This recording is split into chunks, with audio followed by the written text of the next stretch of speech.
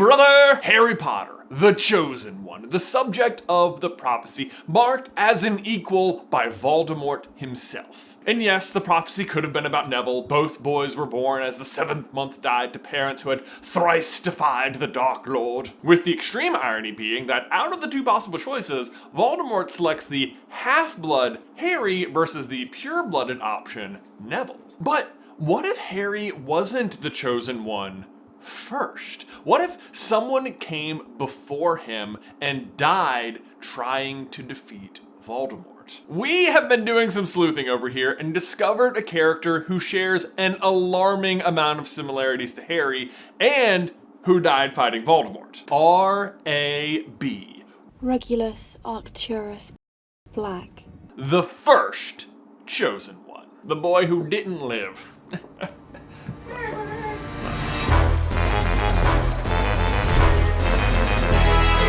Hey, brother! Have you ever wondered why Professor Trelawney gives the prophecy about the chosen one at like that exact moment? Because it's pretty lucky, right? Like, Dumbledore of all people happens to be sitting there, and, you know, she's not even sitting in a room full of clairvoyant vibrations. She just happens to blurt out the most important prophecy of the century and then doesn't even remember doing it. For sure, Dumbledore being there is like uncommon luck, but what if the rest of it wasn't luck? What if something caused the prophecy? Stick with me. We have spent a lot of time filtering through the Harry Potter saga, and one detail I've never heard brought up is the timing of Regulus Black's death. We first learn of it in Order of the Phoenix, when Sirius is showing Harry the Black family tree. I hated the whole lot of them. My parents were that pure blood mania, convinced that to be a Black made you practically royal. My idiot brother, soft enough to believe them. That's him. Sirius jabbed a finger at the very bottom of the tree at the name Regulus Black. A date of death some 15 years previously followed the date of birth. Do you see it? No? Okay, well, to be fair, I never did either, but the noteworthy detail is some 15 years previously, marking Regulus's death in 1979, which is also confirmed on this lovely hand-drawn family tree. Ooh. But then Harry is born in 1980, so Regulus dies 1 year before the boy who lived is even born. So, what if the prophecy wasn't predicting a chosen one? What if it was responding to the death of the first one? Because I think Regulus was the chosen one before Harry, but he failed, and upon his death, the prophecy was triggered, marking the next chosen one. But so then let's talk about Regulus, because the more you look, the more chosen one vibes he's giving off. Like, let's just start with his name. Regulus Arcturus Black. As you may know, the Black family has a tradition of naming their children after stars. Sirius, for example, is named after the dog star, and look at that, he can turn into a dog. It's clever. What's crazy about Regulus, though, is that the Regulus star is actually the brightest star in the Leo constellation. Leo as in lion, as in Gryffindor. Regulus, the Slytherin, is named after the lion star, like not Sirius, who was actually in Gryffindor. And I'll come back to that in a second. But for the moment, let's move on now to his middle name, Arcturus. Also a star, but the name is derived from the Greek word Arcturus, meaning guardian of the bear, to which you might say, so? Well, fun fact about the word bear is that in mythology, bears are associated with unlimited power and extreme aggression. In fact, in some cultures, they are considered so scary and feared that people feared to speak its true name lest they summon it. So they say bear instead, which actually just means brown one. But if that doesn't sound familiar, it should, because bear, therefore, is like the you-know-who of animals. Like, the true name is too scary to say. Ipso facto, Voldemort is the bear. Yes, chef. So Voldemort is the bear in this situation, and Regulus, as a Death Eater, is then the guardian of the bear, except he is actually a lion, which lines up with him turning. Hooray! Yes!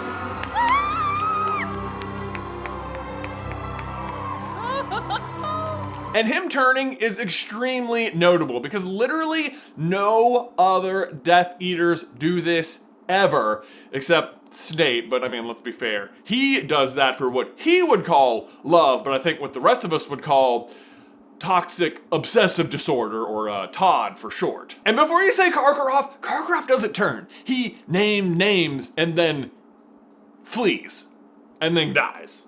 So, he didn't really join the good side, you know. Regulus, on the other hand, turns away from the fold because he learns Voldemort is okay with killing the family house elf Kreacher. Regulus defects out of sheer compassion for a house elf. Like, does that sound familiar to another hero we know? Dobby has heard of your greatness, sir, but never has he been asked to sit down by a wizard like an equal. Is Harry's manual burying of Dobby not the very thing that convinces Griphook to help them run Gringotts? Is it not Harry's compassion for Dobby and freeing him that leads them eventually to the Room of Requirement to form an army to fight Voldemort? Doesn't Dumbledore say, "And his knowledge remained woefully incomplete, Harry.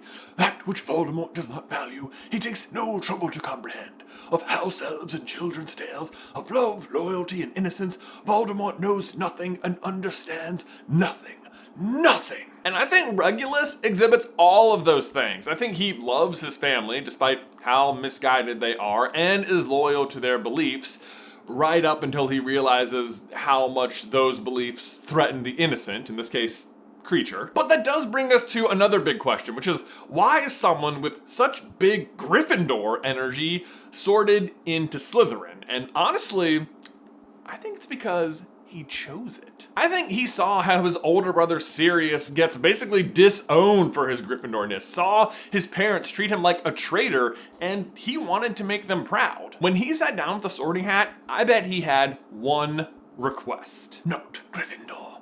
Not Gryffindor. Not Gryffindor, eh? You could be bold, you know. It's all here inside your head. Well, if you're not in, better be Slytherin! Nailed it.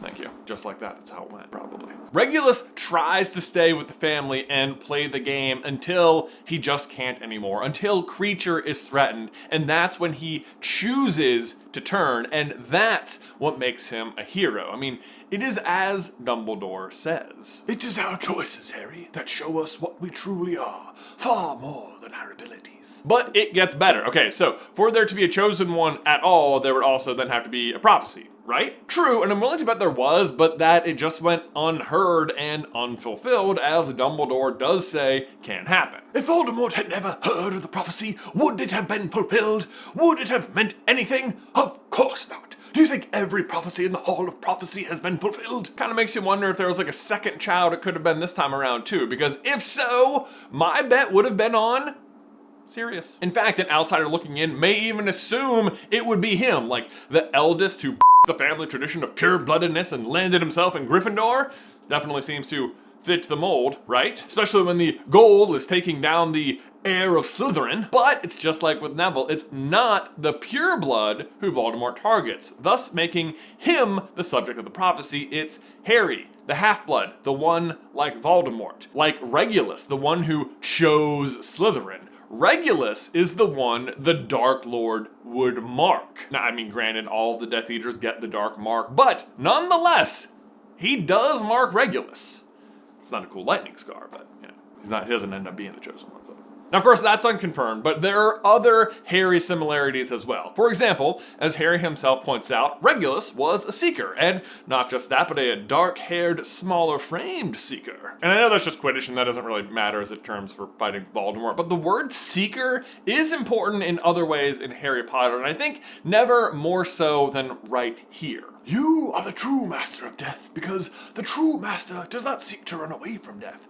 He accepts that he must die, and understands that there are far, far worse things in the living world than dying. A lot of Dumbledore quotes in this one. But, to unpack the little double negative there, if you do not seek to run away from death, then you just, seek death. And Regulus checks that box too. After he learns about Voldemort's Horcruxes from Kreacher and sets out to destroy it, he fully intends to die. The note he leaves behind literally says, "To the Dark Lord, I know I will be dead long before you read this, but I want you to know that it was I who discovered your secret. I have stolen the real Horcrux and intend to destroy it as soon as I can.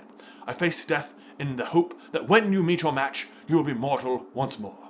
R.A.B. He knows he's going to die, but there's more to it than that. I mean, this is where it gets really juicy, because the only reason he knows about the cave is because he called Kreacher out of it, which he can do because house elves can apparate in the cave, unlike wizards. And we know that house elves can do side-along apparition, where, you bring someone with you, and yet Regulus tells Kreacher he ordered Kreacher to leave without him, and he told Kreacher to go home and never tell my mistress what he had done, but to destroy the first locket, and he drank all the potion, and Kreacher swapped the lockets and watched as Master Regulus was dragged beneath the water, and do you understand what's happening here? Like, despite knowing Kreacher can save them both, Regulus goes to the cave intending to die. He means to. He chooses to die when he doesn't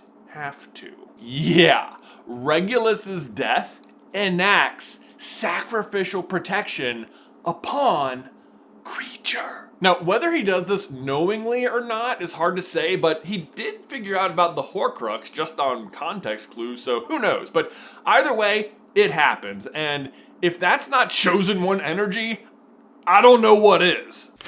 Okay, sorry. Harry literally does the same thing in the forest for the combatants of Hogwarts.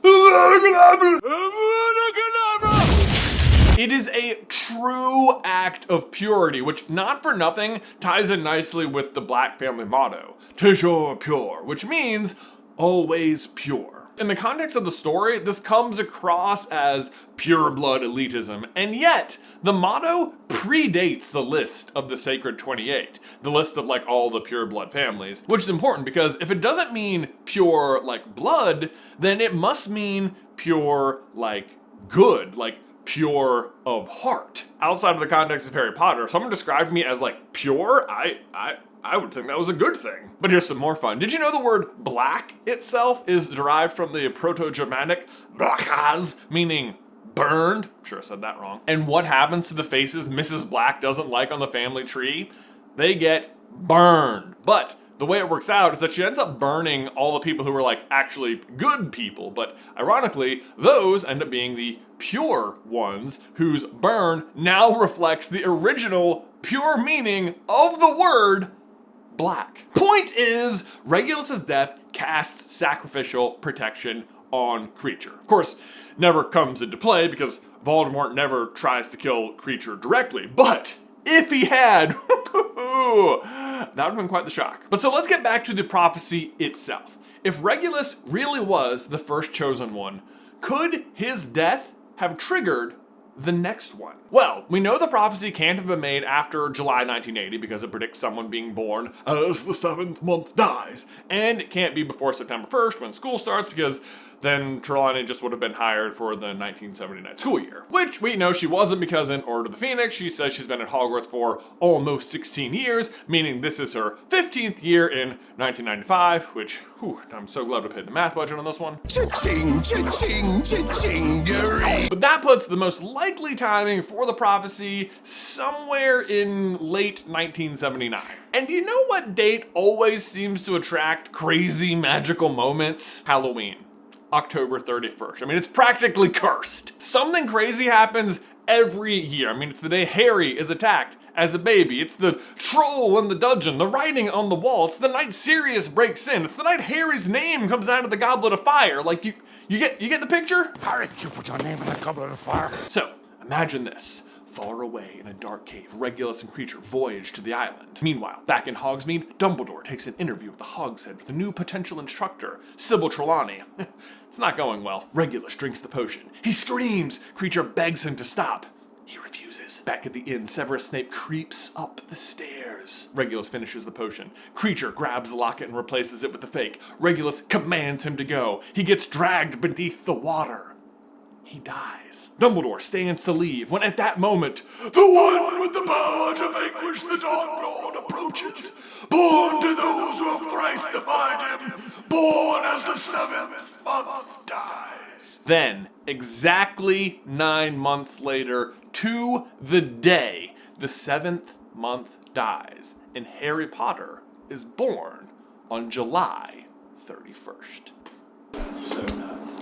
Right? Pretty good if that's what happened. Now, to be fair, that is a sequence of events that doesn't have to happen that perfectly. Like, Regulus could die, and it can cause the prophecy at, like, any date in the future. The point is, he was the chosen one, and his death prompts a new one. Which, if you ask me, is comforting in a way. It's like as if no matter how many times Voldemort avoids this person, another one is destined to rise up, which Dumbledore even kind of alludes to. Have you any idea how much tyrants fear the people they oppress? All of them realize that one day amongst their many victims, there is sure to be one who rises against them and strikes back. There's no reason that should only happen once. Also, not for nothing, but Regulus is the only other character in the entire series to learn about the Horcruxes and undertake a quest to destroy them. Heck, we even know he had a relationship with the only other living soul who knew about them. I'd have liked to have had the set. Maybe Slughorn is where he got confirmation about what was in the basin to begin with. But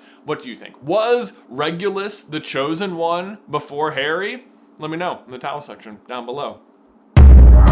Bonus theory though, you know who else died in 1979? Sirius and Regulus's father, Orion Black. And like we said, stars are sort of a Black family tradition, but also a tradition of divination. So, what if Orion was the divination professor before Isybelle, and his death is why Dumbledore is taking the interview at all? Right? Right? That'd be wild. That's really all tied together. Phineas Nigellus Black was the headmaster. They have a history teaching at the school.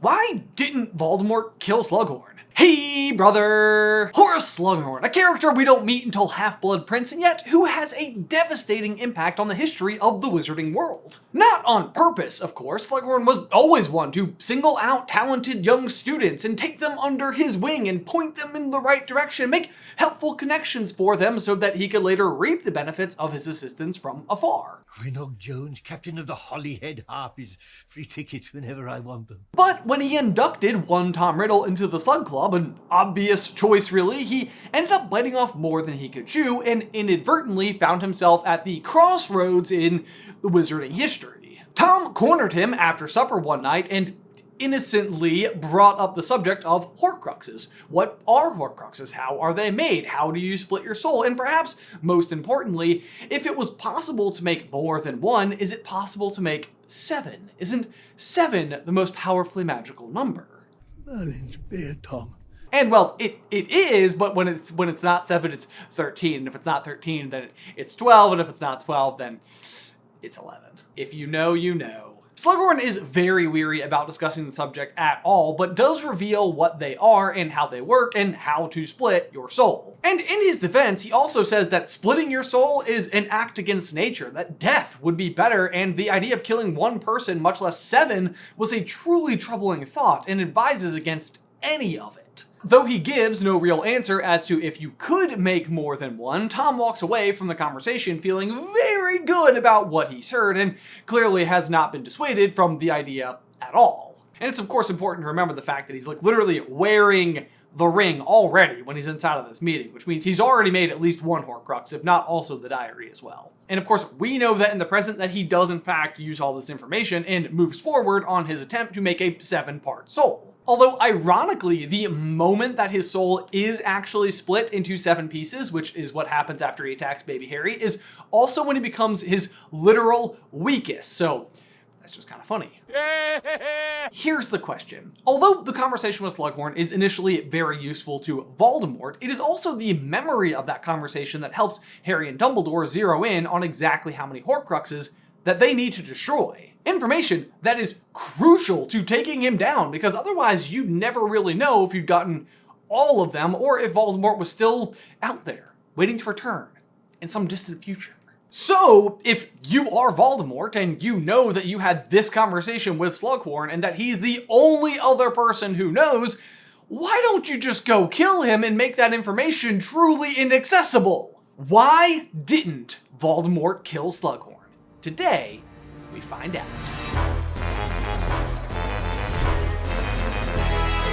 Hey, brother! Okay, so we were asked this question while we were out on tour for Through the Griffin Door, and both Jay and I on stage were like, well, why didn't he kill Slughorn? To life. So out of the gate, there is at least one obvious explanation for why Voldemort would refrain from just killing Slughorn, and it's the same reason that he's on the run at the start of Half-Blood Prince. Voldemort wants to recruit him. These are mad times we live in, mad. And this puts Slughorn in a bit of a bad spot, because while he recognizes Voldemort is quite evil and doesn't want to help him, he also knows that any offer to join ranks probably comes under the threat of death. But also realizes that as long as he could be recruited, he's probably safe. But to openly denounce Voldemort would then just point the barrel right back at him. Best to just stay out of the way and see which way the wind blows. Right? My thoughts exactly. And I just ask you, if you stand for nothing, Slughorn, then what will you fall for? In the old days, I used to throw together the occasional supper party. A select student or two. But really, the other question is, if you think about it, does Voldemort even need Slughorn? Is he really that desirable? I once had a fish. Francis is very dear to me. Sure, he's a great potioneer, but doesn't Voldemort himself invent a body regeneration potion that works while in a completely bodiless state? And doesn't he already employ as one of his right-hand men, especially by Book 6, Severus Snape, the ultimate potions master? I'm the Half-Blood Prince. What use could he actually have for Slughorn? Isn't he just a liability out there with his knowledge of Horcruxes and their link to Voldemort? Like, how valuable could his potion skills be? And the answer is that I think Slughorn probably represents far more to Voldemort than just a potions master, and the idea of having him on his side would have a powerful pull over his imagination. Here's the thing, while Voldemort is incapable of love and certainly has no friends and barely likes anyone, No wonder she hasn't got any friends. I do think Slughorn is one of the few people that Voldemort ever felt a modicum of respect for. The other professors, well, they're not like you. Consider this. Much like Harry, Voldemort grew up thinking of Hogwarts as his home, the only place he ever felt normal, or certainly the first place. Hogwarts is my home. We know, Harry, this video is not about you. Not everything is about you. Okay, sorry. Speaking of not everything being about you, back to Voldemort. I don't have a home to go to. They wouldn't really close Hogwarts, would they, Professor? Even though he is a Slytherin-centric maniac, he still deeply honors the history of the castle and even the other founders, finding and using artifacts from 3 of the original 4 creators. Why take the cup as well? It had belonged to one of the Hogwarts founders, said Dumbledore. I think he still felt a great pull towards the school, and he could not resist an object so steeped in Hogwarts history. And at Hogwarts, your house is like your family. Your house will be like your family. Not that Tom Riddle would ever feel that way towards his classmates, although, hilariously, Slytherin is his family. Then even more than that, Slughorn would have been the head of Slytherin House, almost like the father of the family at the home Tom had never known. And Slughorn would have been one of the very few people in his young life who ever recognized Tom's talents and celebrated them. Other professors and students would have certainly noticed his abilities, but most are merely impressed, and some, like Dumbledore, are actually weary of them, and rightly so, I might add. Is there something you wish to tell me? No, sir. But Slughorn recognizes him as special, celebrates him as special, and even takes personal interest in him. In short, treating Voldemort in a way that he believes he has a divine right to be treated. The most special. And this feeds the ego of any megalomaniac. Voldemort simply cannot fathom a world where his read of the situation is incorrect. Like, just listen to him do battle with himself over the prospect of a Horcrux being destroyed. But surely if the boy had destroyed any of his Horcruxes, he, Lord Voldemort, would have known, would have felt it. He, the greatest wizard of them all. He, the most powerful. He, the killer of Dumbledore, and of how many other worthless, nameless men. How could Lord Voldemort not have known if he himself, most important and precious, had been attacked, mutilated? The point is that attention coming from Slughorn would certainly mean something. After all, this is a guy who has a history of choosing favorites, and Tom is assuredly his white whale, the big one. Tom, I couldn't tell you if I knew, could I? By the way, Thank you for the pineapple. You're quite right. It is my favorite. Riddle obviously abuses this relationship instead to gain information about Horcruxes, thus burning that bridge forever and leaving Slughorn forever searching for a new white whale. I don't know anything about such things, and if I did, I wouldn't tell you. Now get out of here at once, and don't let me ever catch you mentioning it again! And, I wonder who that could be. You would be his crowning jewel. Ah, would you look at that. Voldemort made something backfire on himself again. Oops!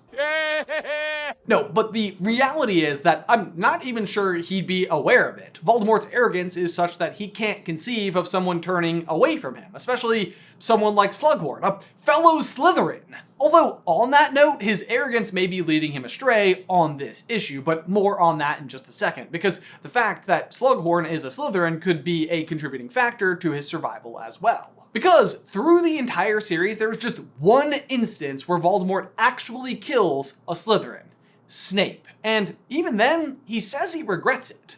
Voldemort spoke in Parseltongue. "Kill.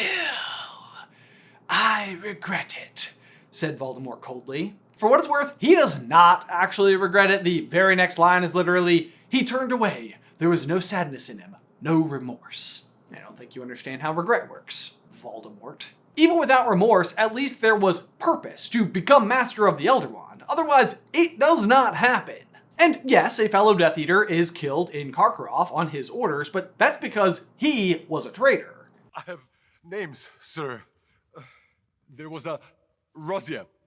Evan Rosia. And either way, Karkaroff wasn't a Slytherin. And then there is Regulus, who is killed by his trap in the cave, but he is also unaware of this, and it's unplanned either way. I guess you could also include the nameless snatchers at Malfoy Manor who bring him the news that Harry has escaped, but at that point he's in such a rage that none of it's on purpose, and Bellatrix, Lucius, Narcissa, Draco, and Fenrir get out unscathed. The other big detail is that Slughorn is on the list of the Sacred 28, the supposed list of pure-blooded families in Europe, so maybe killing him is just bad optics in the eyes of his supporters, especially if he has not announced any allegiances against him like the Weasleys or Longbottoms, who are also on the list. That could all explain Slughorn's inexplicable survival all the way up until he re-accepts his post at Hogwarts, which, according to him, all very well for Dumbledore to talk, but taking up a post at Hogwarts just now would be tantamount to declaring my public allegiance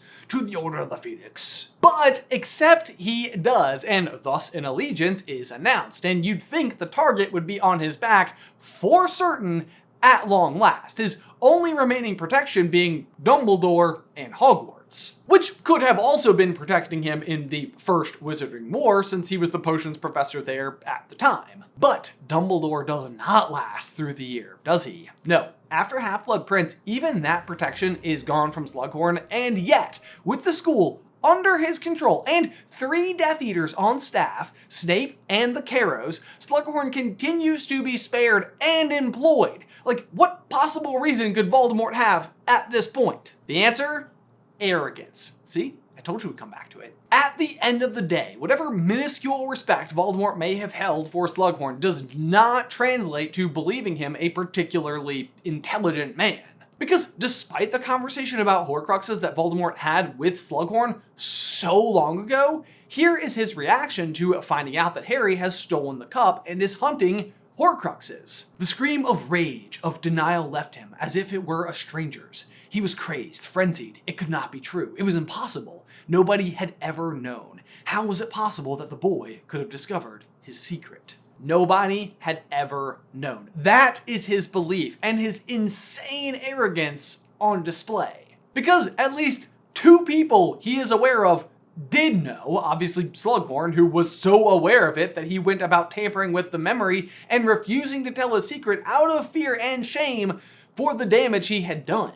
And then, Kreacher. Kreacher has been watching. Who may not have known about all of the Horcruxes, but certainly would have known about the locket, and yes, Voldemort did believe that Kreacher had died upon testing the defenses. Kreacher needed water. He crawled to the island's edge, and as he drank from the Black Lake, and dead hands came out of the water and dragged Kreacher under the surface. "How did you get away?" Harry asked, and he was not surprised to hear himself whispering. Kreacher raised his ugly head and looked at Harry with his great bloodshot eyes. "Master Regulus told Kreacher to come back," he said. This is really twofold. One, Voldemort wouldn't believe that Regulus would betray him at all, and two, house elves couldn't possibly have magic that Voldemort knew not. But, all of that should come undone then in Order of the Phoenix because Bellatrix and Narcissa use Kreacher as part of the plan to lure Harry to the Ministry, which should have tipped Voldemort off that someone could have known about the cave. But of course it doesn't. Even when he's trying to reason out how Dumbledore could have known about the cave, he doesn't consider Kreacher and never puts two and two together to realize that it was the same elf as before, because they are that far beneath his notice. And as Dumbledore says, "Of house elves and children's tales, of love, loyalty, and innocence, Voldemort knows and understands nothing. Nothing. That they all have a power beyond his own, a power beyond the reach of any magic, is a truth he has never grasped." Of course, then Regulus also knew as well, and that didn't go very far, but it means two he knew about and one he didn't managed to learn the secret. And one of those was Slughorn, who lived at Hogwarts for a year with Harry and Dumbledore without Voldemort considering him a huge liability, despite this act apparently announcing his allegiance to the Order of the Phoenix. Voldemort just thinks that Slughorn is too stupid to put the pieces together, which he's not, or too afraid to tell anyone he was involved, which he was, and that's why Harry has to spend half a year trying to retrieve the memory. Well then by all means come along, sir. And I actually love this, because it's Voldemort's belief that fear is all-powerful, but when it boils right down to it, Harry is going to use the exact right wording, and it's once again Lily from the grave who is his ultimate downfall. "You're scared he'll find out you helped me." Slughorn said nothing. He looked terrified. "Be brave, like my mother, Professor." And he is, and as such, the exact number of Horcruxes they needed to destroy was revealed, because Voldemort was too arrogant to consider Slughorn a threat. Classic Voldemort, just always in his own way. Always in forever. Hey brother! Ben, I was recently asked the question on Twitter, why wasn't Percy Weasley sorted into Slytherin? And it's a fair question. Percy's whole character is about ambition, and that's one of the main things Slytherin House is known for. And from his duties as prefect and as head boy, and the amount of concern and care he puts into those reports about cauldron bottoms, you can't say he's not ambitious. Even Ron suggests at one point that Percy might not be unwilling to turn one of his family members over to the Dementors if it meant he could get a leg up at work. And yet, I think it is always important to remember when considering these things that it is possible for people to be more than one thing, and that Percy is still courageous in his own ways. Take this famous line from Dumbledore, for example. "It takes a great deal of bravery to stand up to your enemies, but a great deal more to stand up to your friends." Now, obviously Dumbledore's talking about Neville there, and it's really hard to make any comparisons between Neville and Percy that are like super positive, but the point is, Percy is standing up to his friends and family for what he believes in. He's obviously a little misguided to the tune of what he believes in is clearly the wrong thing, but the sentiment is still there. And besides that, he does eventually come back around in the end, so there's that. But how does he end up so misguided to the point where he eventually disowns his family, to the point where he was on the side of Umbridge? Well, would it make you feel any better if I said that it's possible Percy was under the control of the Imperious curse for 3 years?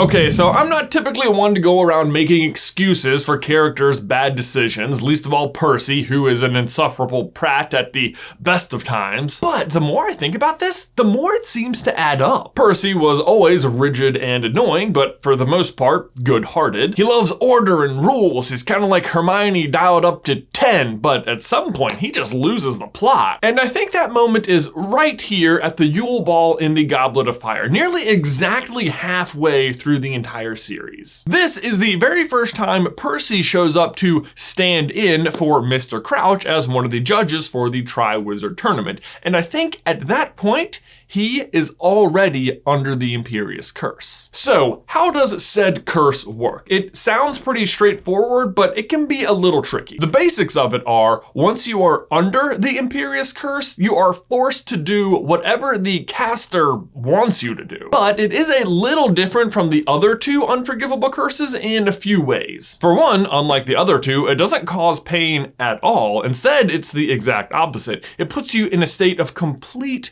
ease and relaxation, almost like you've been hypnotized. Just imagine you don't have to make any more decisions. You can just relax. Everything will be figured out for you. Things will be thought of for you, understood for you. You can just exist peacefully. Subscribe. One of the weird things I find kind of fascinating about this spell is that it allows the person under the spell to actually do things they might not otherwise be able to do, like when Barty Crouch Jr. forces Neville to do gymnastics around the classroom. Or, well, I assumed he couldn't do them. I don't know, maybe Neville spends his summers at gymnastics camp or something, and ooh, you know what? Yes. New headcanon. But perhaps the most important facet of this curse is that it is a long-lasting curse that can remain in effect well after the caster has performed the spell. In fact, they don't even have to remain in the same proximity as the person. Like, for example, Barty Crouch Jr. has Mad-Eye Moody under the spell for an entire year locked in his own trunk, but obviously he's not down there with him the whole time. He still moves around the castle and stuff. The Death Eater, Yaxley, places Pious Thickness under the Imperious curse, but clearly he's not with him at all times, like when he's telling Voldemort that he's done this exact thing. And the final unusual thing about the Imperious curse is that with enough practice or willpower, you can actually shake it off, which is definitely not true of the other two. Well, unless you're Harry, who literally shakes off both the Cruciatus curse and death twice. Seriously, just great effect, I might add. But the only other way out of the curse, other than just being let out of it by the caster, is if the caster dies. This is what tons of Death Eaters claimed had happened to them the first time Voldemort fell, that they had simply been under the Imperious curse. They were not in control of their actions. And we know for sure that even on his second rise to power, he was pretty much doing the same thing again, because the morning after his defeat, people were coming out of trances all over the country who'd been put under the curse. But that brings us back to Perseus Weaselbort, or Weatherbeer, whatever he's called, and whether or not he too was put under the Imperious curse. So the questions we have to answer are, who placed it on him? When did they place it on him? And why was he released? And as I said earlier, I believe the first time we see Percy under the curse is at the Yule Ball. That's because this is also when Barty Crouch Sr., who is also under the Imperious curse, stopped showing up for work. Barty Crouch Sr. was placed under the curse by Voldemort himself when Voldemort and Wormtail went to rescue his son, Barty Crouch Jr., who had been put under the curse by his father earlier that year. You got all that? It's a lot of he cursed, she cursed, we cursed, me cursed going around here. While Barty Crouch Sr. is first placed under the curse, they still have him go into work, but eventually he starts to fight it, so they decide, no good, you gotta stay at home, we're just gonna send in notes. But I think the notes are mostly a formality, because the person receiving them, Porksnot Weaseldoof, or Weatherby, or whatever he's called, is also under the curse at that point. Because here's the thing, Parsnips Waslib is in his first year at the Ministry of Magic, and is by all accounts, a complete nobody. Yes, he works for Mr. Crouch, but for the most part, it seems like he's assigned just really tedious, busy work, like cauldron bottoms that Percy then has to go about convincing himself are really important. But Crouch can't even remember his name. I mean, this guy allegedly knows over 100 languages, but can't remember the name of a person on his staff? Admittedly, it is a really hard name. What is it? Purple Washcloth? No.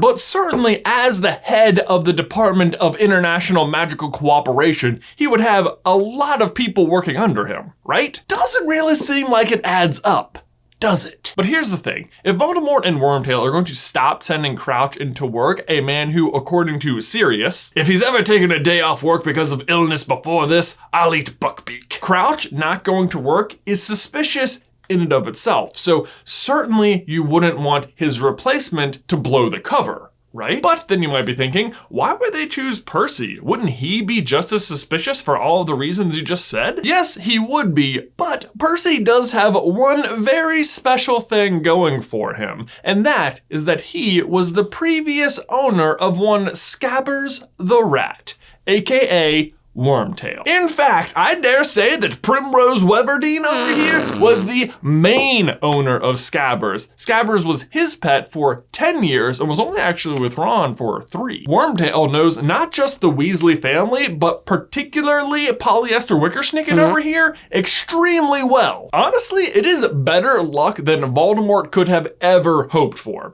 Other than Bertha Jorkins happening to wander into his corner of the Albanian woods, I guess. That was lucky. Oh, and she's a huge gossip who was bad at her job, but somehow privy to really sensitive information like that Barty Crouch Jr. had been smuggled out of Azkaban? Yeah, sure. You want to call Time Turner as a plot device? Bertha Jorkins was a plot device. The point is, if anyone can pull off this spell effectively on Percy, it's Wormtail. As for when he did it, I cannot imagine it would have been that hard to get Percy to just show up at the Crouch's house and then just spring it on him unexpectedly. And even as a judge, you can even see that Peace Witherspoon does try and give Harry full marks on the second task. Fortunately, I guess, for Harry, Karkaroff talks him down to a 45, so somehow the only other bad guy is actually doing more to help Harry than he even realizes. Point is, the act of giving Harry full marks on this task does not sound like the kind of thing that regular Wizzlebits would have done. Harry arrives back outside of an hour. He brings back more than his allotted number of victims. He breaks the rules in several ways. It does not sound like the kind of things that he would award full marks for. But, of course, Voldemort wants Harry to have the best marks possible, so he has a huge lead going into the maze. So, full marks it would be. I love the idea that even though Voldemort's trying to kill him, he has to be really rooting for Harry throughout the entire tournament. I want that Potter boy dead, but my God, he's good on a firebolt. Even before the second task, when Harry is arriving late, you can see that Percy is really upset about it. Where have you been? The task is about to start. And obviously this would be upsetting to him because if Harry doesn't show up for the second task, he's gonna be really far behind when they go into the maze. But from there on out, I think Percy just remains under the Imperious curse, unbeknownst to himself or anybody else. It would certainly help explain how and why Percy is able to turn his back on his entire family and yell at his father that his poor reputation has been holding him back for years and his lack of ambition is why the whole family is poor, which are seriously terrible things to say, but are the exact kind of buttons Wormtail would know to push to drive a wedge through the family. But that brings us back to Percy's redemption when he returns at the Battle of Hogwarts. It's been coming on for a while, said Percy, mopping his eyes under his glasses with a corner of his traveling cloak, but I had to find a way out, and it's not so easy at the Ministry. They're imprisoning traitors all the time. Coming on for a while, you say?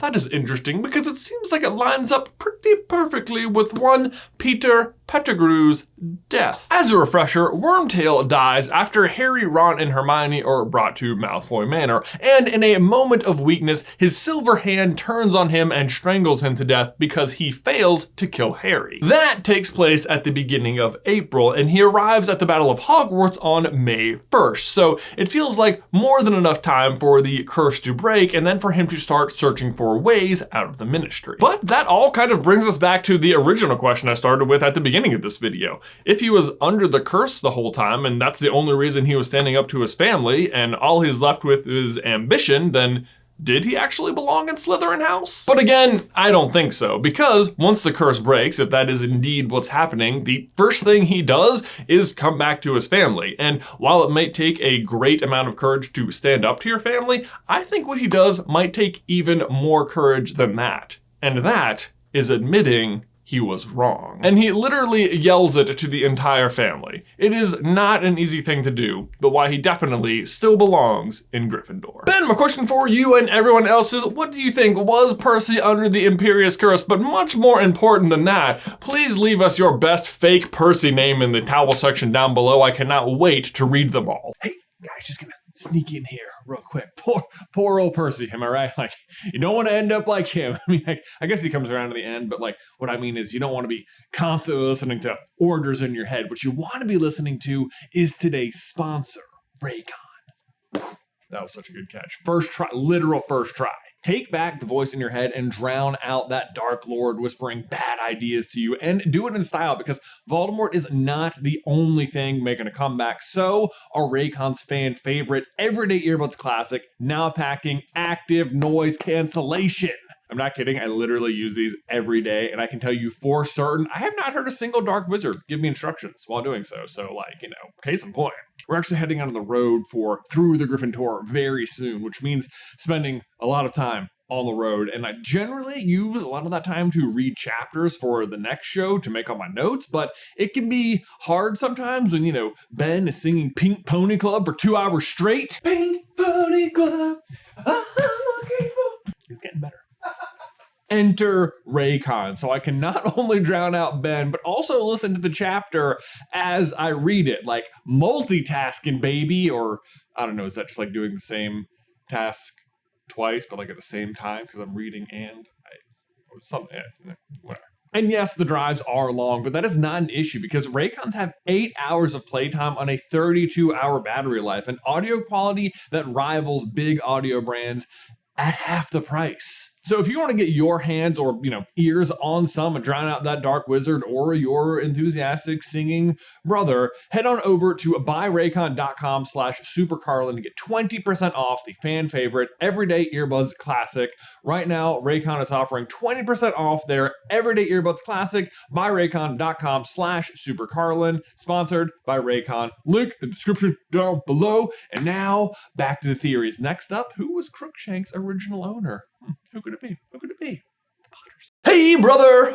Ben, of all the crazy, mythical, magical, fantastic beasts in Harry Potter, I have to say I am always surprised that amongst them, possibly the most common animal across Harry Potter is a cat. I mean, seriously, Hermione, you came from the Muggle world and the unique creature you want is a cat? Come on, I mean, you could do better than Crookshanks, right? Well, that is, if you're even really the true owner of Crookshanks.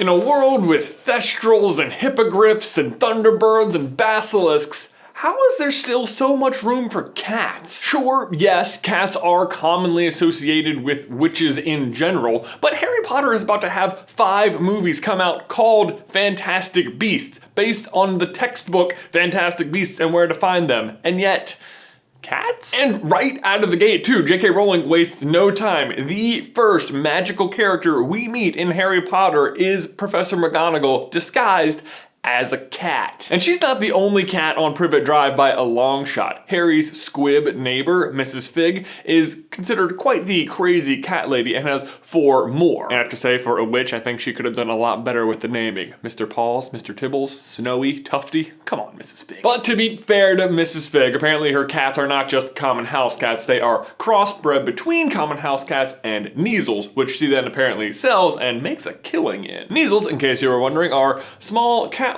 creatures who are intelligent, independent, and occasionally aggressive, but who make wonderful pets for wizards. They have the uncanny ability to detect unsavory or suspicious characters, which actually sounds a lot like Mrs. Norris, the cat of caretaker Argus Filch. But weirdly, she is actually not a Kneazle. She's just a particularly unpleasant cat who, despite not being Kneazle, still has a weird connection with Argus Filch. Actually, come to think of it, that means that Filch and Mrs. Fig are both squibs who both have great relationships with cats and whose initials are both AF. I mean, there's gotta be something there, right? Anyway, Mrs. Norris aside, the other cat that fits the description of a Kneazle is Hermione's cat, Crookshanks. And although it's never confirmed in the books, J.K. Rowling has confirmed on Pottermore that Crookshanks is in fact half Kneazle. Well, I have to tell you, it really is weird that Hermione wants a cat at all, though. I mean, besides cats being super common in the Muggle world where she's from, she gets Crookshanks at the beginning of Prisoner of Azkaban, but in Chamber of Secrets, 1 book earlier, she accidentally transformed herself into like a half cat, half girl lady thing. I mean, that must have sucked. And she was pretty upset about it, but her attitude is kind of like, man, you know what sucked? Being a cat. I wonder where I can get one. And that brings us to our real question of the day.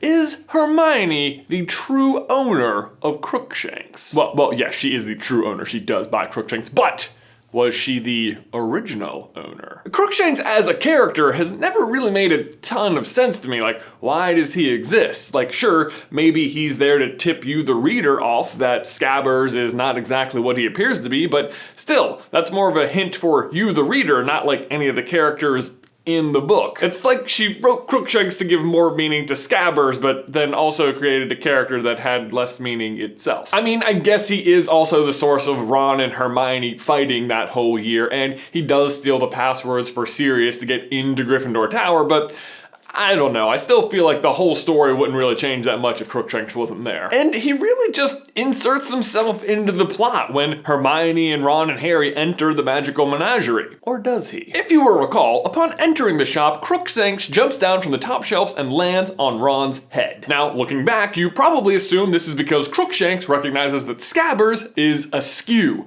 But what if Scabbers is not the only thing Crookshanks recognizes? What if he also recognizes Harry? What? In the Deathly Hallows, when Harry revisits Grimmauld Place, he discovers a letter in Sirius's bedroom to Sirius from his mother. In the letter, Lily thanks Sirius for sending Harry a toy broomstick. Man, Sirius really loves giving that kid brooms. But she also says Harry has been using the toy broomstick to terrorize the family cat. Wait, what? The Potters had a cat? Well, what became of it? Why are we just hearing about it now? Did it die when the house collapsed? And yeah, I'm sure you can see where I'm going with this, but believe me, there is much more to it than you think. It gets good. Maybe the cat died, but then again, the shopkeeper at the magical menagerie says Crookshanks has been there for quite some time. How long that is never really specified, but I think 12 years would qualify as quite some time. Now, we could attribute Crookshanks knowing that Scabbers is Pettigrew to him being a Kneazle and being able to immediately detect that something is suspicious. But what if the real reason Crookshanks is able to recognize Pettigrew is because he literally recognizes him from when he was friends with James and Lily? Where Peter becomes the Potter's secret keeper is not said, but I always just assumed it was at the Potter's house. And if that's true, then their cat would have been in a pretty unique position to witness this happen and would also know who had betrayed them. So yeah, I don't think Crookshanks just recognizes that Scabbers is a wizard in disguise. I think he recognizes him because he has literally seen him before. And to that end, who is the other wizard Crookshanks takes an immediate liking to and buddies up with? Sirius Black, the Potter's other best friend. Okay, sure, so maybe that's true, but then why doesn't Sirius or Peter or even Lupin for that matter recognize Crookshanks as the Potter's cat when they see him in Prisoner of Azkaban? I mean, I think that's pretty easy to explain. I mean, who has an intimate relationship with their friend's cat from 13 years ago? I mean, even if I saw a cat and could remember that it looked like a cat my friend had, I would not assume it was the same cat. I'd be like, man, that cat kind of looks like my friend's old cat. And also, you know, a lot happened since then. Sirius went to Azkaban and Peter lived as a rat the whole time and Lupin's a werewolf and, you know, there's a whole Wizarding War and Lily and James died and I don't think they would recognize him. Plus, despite Crookshanks' Kneazle credentials, this skill never really comes in handy again in terms of spotting suspicious characters like, I don't know, Moody in the next book or Mundungus when he's stealing things in Deathly Hallows. But who knows, maybe she just didn't see them. But this is really the icing on the cake. Do you remember Mrs. Fig? We talked about her like a couple minutes ago, breeder of half Kneazles. Well, at the end of the Goblet of Fire, Dumbledore tells Sirius, I need you to set off at once. You are to alert Remus Lupin, Arabella Fig, Mundungus Fletcher, the old crowd. The old crowd, meaning the members of the Order of the Phoenix from the first Wizarding War, which Lily and James were a part of. Yes, Lily and James were members of the Order of the Phoenix with Mrs. Fig in the First Wizarding War, where they fought Voldemort and bought a half Kneazle cat from Mrs. Fig. Basically canon, am I right? Seriously, in the entire Harry Potter lore, there are 5 known half Kneazle cats. 4 of them belong to Mrs. Fig, and 1 of them belongs to the Potters who used to work with Mrs. Fig. You do the math. So there you go. Hermione owes Harry his old cat back. Ben, my question for you and everybody else is, what do you think? Was Crookshanks originally owned by Lily and James Potter? Let me know in the towel section down below. Hey, just quick trigger warning, this video does include a verbal reference to suicide. Hey brother! The Unforgivable curses, the 3 most powerful and darkest spells known to wizard kind. The use of a single one even once can land you a lifetime in Azkaban. They are, of course, the Imperious curse, the Cruciatus curse, and last but certainly not least, throughout the story, Harry finds himself on the receiving end of each of these curses at least once, and even tries to use 2 of them. Which, keep that in mind because it is going to be incredibly important as we peel back the various layers of this idea. But overall, it's not hard to understand why they could be so dangerous. One kills, one tortures, and one controls. But as long as we've been reading Harry Potter, they've just existed in the canon. We've never really thought to ask who created these spells and why. But let me tell you, as we dove deeper and deeper, I couldn't believe how the actual creators of this spell managed to weave themselves into the story so perfectly. Like, it continues to pay off over and over. Today, we find out. Hey, brother!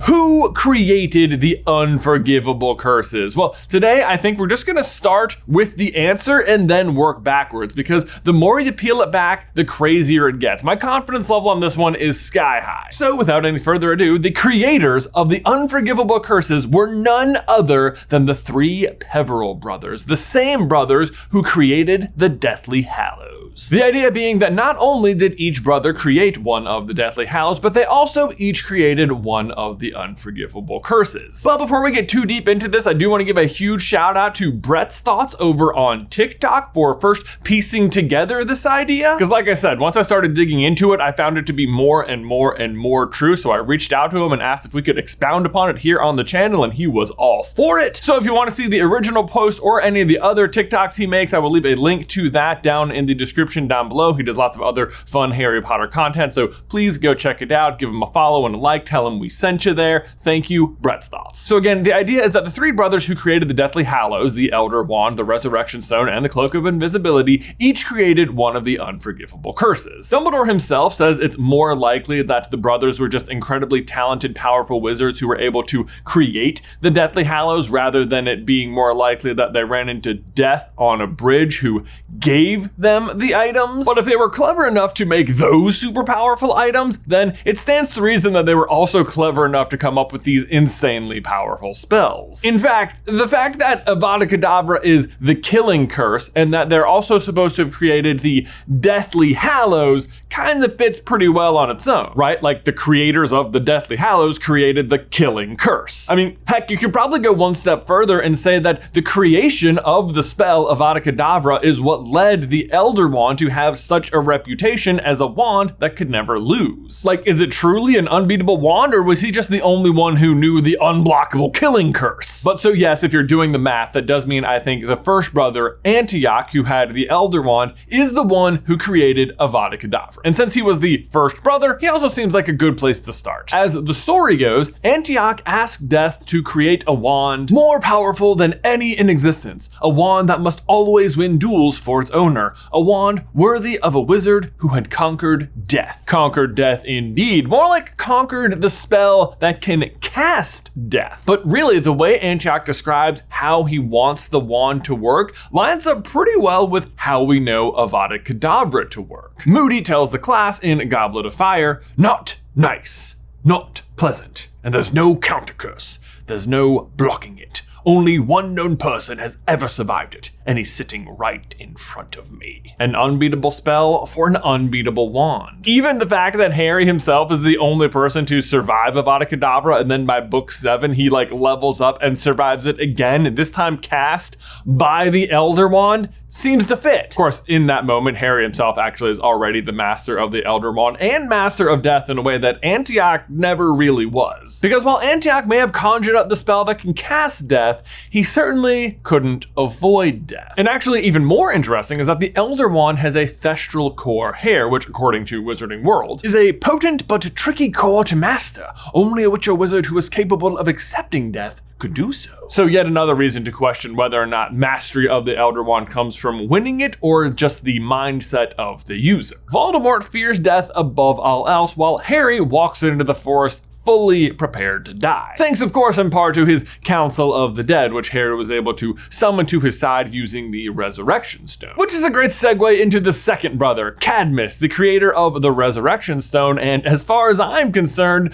the Cruciatus curse. According to the story, Cadmus was an arrogant man who sought to humiliate death, so he asked death for a stone that could call the dead back away from him. And while he does get or make the stone, he discovers it doesn't really work the way he'd hoped. Because while he can successfully summon the girl he had hoped to marry in life, he finds that she is in constant suffering. Yet she was sad and cold, separated from him as by a veil. Though she had returned to the mortal world, she did not truly belong there and suffered.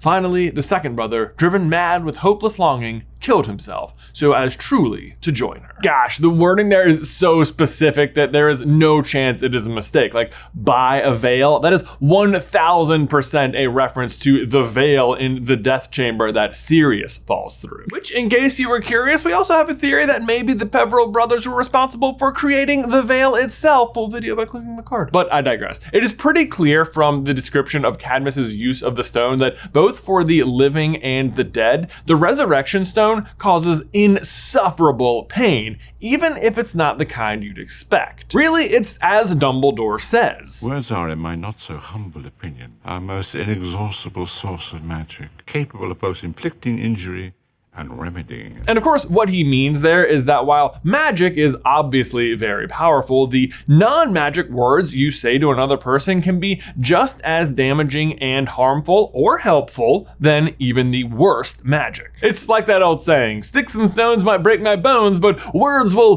leave me emotionally scarred and keep me in therapy for the rest of my life. I'll tell you who really understood this was Umbridge, like sticks and stones might break your bones, but words will leave 16 different scars on your hand, Potter. I mean, obviously we don't normally want to experience pain of any kind, but it's interesting that as kids, everyone was way more concerned with bodily harm than mental harm. Either way, the point is, the pain felt by Cadmus Peverell and his deceased fiancée is not physical pain, but it is non-stop emotional torture, which I think, clever wizard that he was, Cadmus was able to convert into a spell, which if directed at another person, could cause them to feel that pain in a very physical way. But thus, the spell is kind of tragic, isn't it? It means it's not really about torturing someone else. It's about a way to release your own negative emotions. Which honestly lines up pretty well with how Bellatrix explains using the spell to Harry. Never use an unforgivable curse before, have you, boy? You need to mean them, Potter. You need to really want to cause pain, to enjoy it.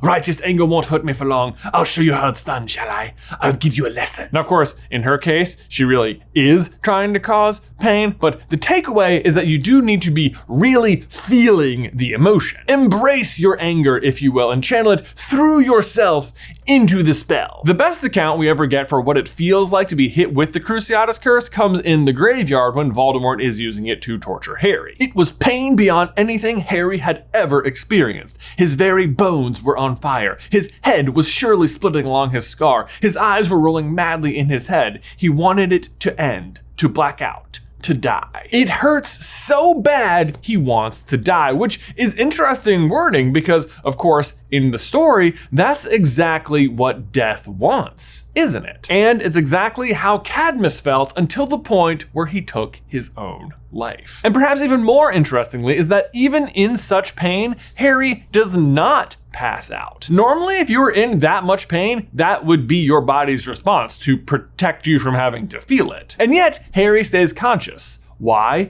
Because this isn't regular physical pain. It is emotional pain made physical, and emotional pain demands to be felt. That said though, eventually Harry himself manages to overcome the Cruciatus curse as well and no longer feel pain when hit with it, which incidentally comes immediately after Harry has survived the Avada Kedavra curse for the second time. Harry has again become a master of death, and the result, Harry had been expecting it. He knew his body would not be allowed to remain unsullied upon the forest floor. It must be subjected to humiliation to prove Voldemort's victory. He was lifted into the air, and it took all his determination to remain limp. Yet, the pain he expected did not come. Point is, Harry is not affected by the spell anymore, which is great for him because he's still pretending to be dead in this situation, and I guess, does Voldemort think this is going to hurt a dead body?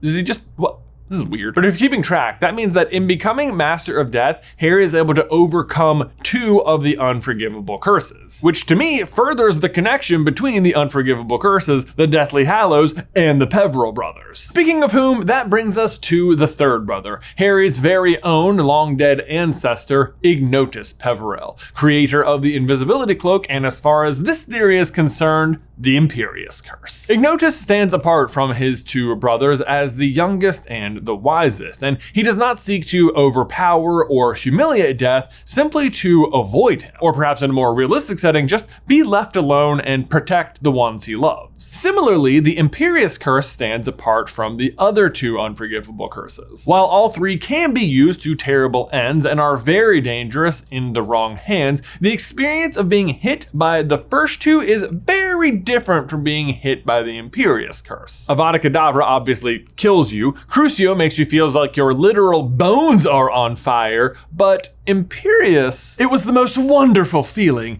Harry felt a floating sensation as every thought and worry in his head was wiped gently away, leaving nothing but a vague, untraceable happiness. He stood there feeling immensely relaxed, only dimly aware of everyone watching him. Wait, I'm sorry, is the Imperious curse just like meditation? Because I don't know about you guys, but sometimes I feel like maybe I could go for a dose of Imperious curse. You know, in a controlled setting with someone I trust. But you see what I mean? Rather than death or pain, it's bliss. And yes, complete control over the other person. But if Ignotus is indeed the creator of the Imperious curse, then consider his intended use. It's just to hide and protect. He never had any intention to kill or cause harm, or in this case, enslave people. His goal was just to turn people away in an almost kind, even peaceful manner. Obviously it gets put to terrible use eventually, but can we really hold that against Ignotus if that wasn't its original intended use? I don't know, maybe, probably. I guess we can all see how we feel about whoever invented AI in like another 5 years, right? Or does that really lay on one person's shoulders, or did it like invent itself? I don't know, but in the meantime, look, it drew me as a wizard. What do you mean? Yeah, yes it is. Shut up, it looks exactly like me. Okay, he has a way better chin. And I should do my hair different. Getting back on track though, what continues to just blow my mind about this theory is how the Hallows and Harry's mastery of each one continues to match up with Harry's conquering of the corresponding curse. For example, it always kind of bothered me in Goblet of Fire when Barty Crouch Jr. is putting the class under the Imperious curse, and Harry is able to just shake it off on his very first try. And then he heard Mad-Eye Moody's voice echoing in some distant chamber of his empty brain. Jump onto the desk. Jump onto the desk. Harry bent his knees obediently, preparing to spring. Jump onto the desk. Why, though? Another voice had awoken in the back of his brain. Stupid thing to do, really, said the voice. Jump onto the desk. No, I don't think I will, thanks, said the other voice a little more firmly. No, I really don't want to. Like, I get it, Harry's just naturally gifted at defense against the dark arts, but if ever there was a just Harry's better than everyone because he's the chosen one moment, this is it. Because it's not like it's always super easy for him. I mean, it takes him like a whole year to learn how to do the Patronus charm, and he never gets very good at occlumency, like, at all, but in one go, with a powerful Death Eater casting an unforgivable curse on him, he shakes it off on the first try? You kidding me? But this theory explains it, because at that moment, Harry is already the master of the invisibility cloak, and the spell and the object are linked by their creator, Ignotus Peverell. And you might think like, wait, I mean, sure, the cloak is extraordinary, but how would Harry's use of it be any different than another person's? And I'm right there with you, but Dumbledore, as ever, does seem to discern a difference. But the cloak I took out of vain curiosity, and so it could never have worked for me as it works for you, its true owner. Actually, and this feels like no coincidence at this point, but we mentioned earlier that throughout the story, Harry actually attempts to use 2 out of the 3 unforgivable curses. Crucio on Bellatrix, which Harry does hit her with the spell, but he doesn't really succeed in causing her much pain at all, largely I think because Harry is not the type of person to try to channel his emotional pain into another person. And then he also attempts the Imperious curse when they're breaking into Gringotts. But when you look at these examples, Crucio is used moments after Sirius has passed through the veil. And the Resurrection Stone brings someone back as if they're separated by a veil. And it's like in that moment, all Harry wants to do is bring Sirius back. And it's almost as if instinctively he knows how to see him again and reaches for the correct brand of magic, the Cruciatus curse. Crucio! Imperio, Harry is much more successful with and uses to control the goblin Bogrod to let them into the vaults at Gringotts. But goodness me, do you know what Harry happens to be wearing the very first time he uses this spell? The invisibility cloak. Like the pattern connecting these things is just too real. In the story of the 3 brothers, arguably Ignotus is the only one to master his Hallow, while the other 2 become victims of theirs. Harry, on the other hand, masters all 3. When Cadmus uses the Resurrection Stone, it causes him the unbearable pain of the Cruciatus curse, and he wants to die. But when Harry uses it, it's so that he can be peacefully escorted to death, and afterwards, he's no longer affected by the Cruciatus curse. Antioch seeks to conquer death and be invincible by using the Avada Kedavra curse with the Elder Wand, whereas Harry allows himself to be hit by the unblockable Avada Kedavra curse with the unbeatable Elder Wand and remains unaffected. And as if you need any more convincing at this point, here's where things get super fun. Even the names match up with the spells. A, Antioch and Avada Kedavra, C for Cadmus and the Cruciatus curse, and I for Ignotus and the Imperious curse. A pattern that actually continues to be carried over to the only confirmed creator of another dark magic spell in the series. The Half-Blood Prince and Sectum Sempra, or should I say Severus Snape and Sectum Sempra. I love this theory so much. Big shout out one more time to Brett's Thoughts over on TikTok. Again, there is a link in the description down to his original posting if you want to see that, or his other Harry Potter content, all really good. So definitely go check it out. Why doesn't Petunia just like out the wizarding world? Hey, brother. Sorry, hang on, a little raspy. Hey, brother. Something that has always bothered me is how the secret society of wizards is able to exist so close by the rest of the world without people ever truly finding out. You have risked the exposure of our world. So here's the premise for today. At its core, the statutes of secrecy seem to live at the very top of the priority list for the wizarding governments, at least between the British Ministry of Magic and also MACUSA in America. He did knowingly, and in full awareness of the illegality of his actions, produce a Patronus charm in the presence of a muggle. Effort is always being applied as to ensure the wizarding populace isn't revealed to the greater world, as it would likely create strife and behavior similar to that of ye old Salem witch trials, which were notoriously enforced by pirates. Yarr! Or it would just act as a burden on all wizards, as Hagrid puts it. Everyone be wanting magical solutions to their problems. Nah, we're better left to ourselves. See, the pirate thing worked trying to do Hagrid, because my Hagrid voice always sounds a little yarry. A pipe bomb! Yeah! Or, Hagrid, y'all could just share magic and muggles could share technology. What exactly is the function of a rubber duck? I mean, just think about how much better off wizards would be if they finally just knew. By the way, originally they were chew toys for dogs and babies and were made of such hard rubber that they didn't even float. The real reason here, I think, is that people don't like things they don't understand, and magic is really hard to understand. And we get a really good glimpse of this kind of hostility during Fantastic Beasts, where it appears the Second Salemers in New York City have somehow caught wind of magic and are on a mission to stomp it out. You hear that stomp? I felt like it really shook the camera. That's a three-dimensional effect there. The people behind this, they are not like you and me. This is witchcraft, don't you see? But on the flip side of the non-magical world, there is also the other extreme, which is the pure blood mania aspect of the wizarding world. Those who believe that only those with long lineages of magical blood are worthy, and anyone who is not is subject to exile from the magical community. There's some wizards, like the Malfoy family, who think they're better than everyone else because they're what people call pure blood.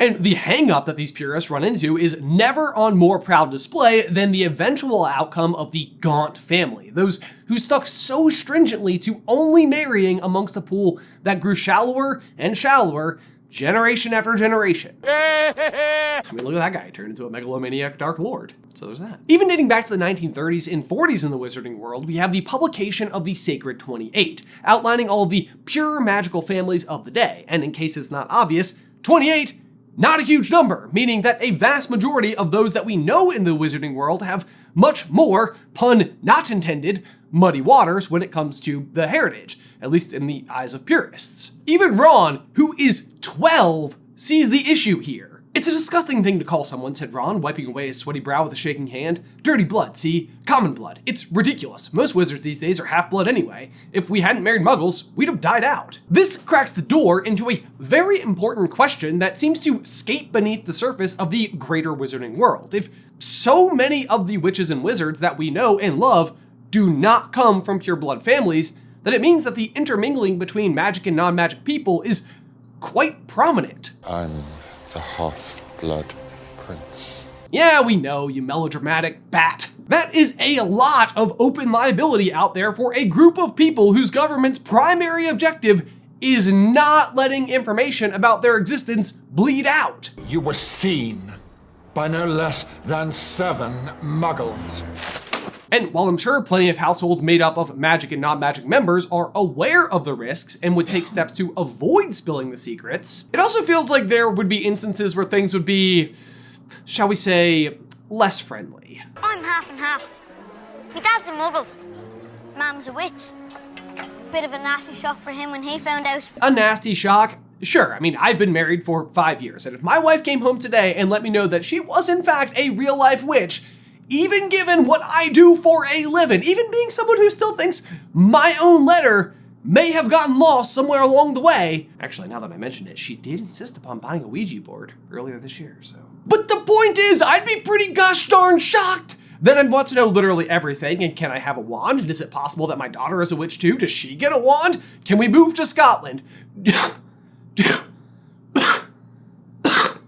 we just leave that in there? I'm losing my voice. Do we need to live in Scotland to be witches and wizards? And what is it like this time of year? Do we all need new rain jackets? Do witches even need rain jackets? Why am I stuck on rain jackets? Mustn't let you get wet. And also, what about cleaning? Is that kind of like magic hard? Or have we just been doing it this whole time to like keep the secret under wraps? Because I will pinky swear right now to never tell anyone if I don't have to vacuum again. This is gonna be amazing. We have a witch in the family. Isn't it wonderful? Yes, yes, it totally is, Petunia. Great news. I was the only one to see her for what she was. A freak. Whoa there, Nelly. Coolest thy jets, if you please. Yeah, I'm sure some of y'all see where I'm going with this. While some of us, me, would love to have a witch in the family, this is not a universally agreed upon perspective. So today we attempt to answer, why did Petunia never out the wizarding world?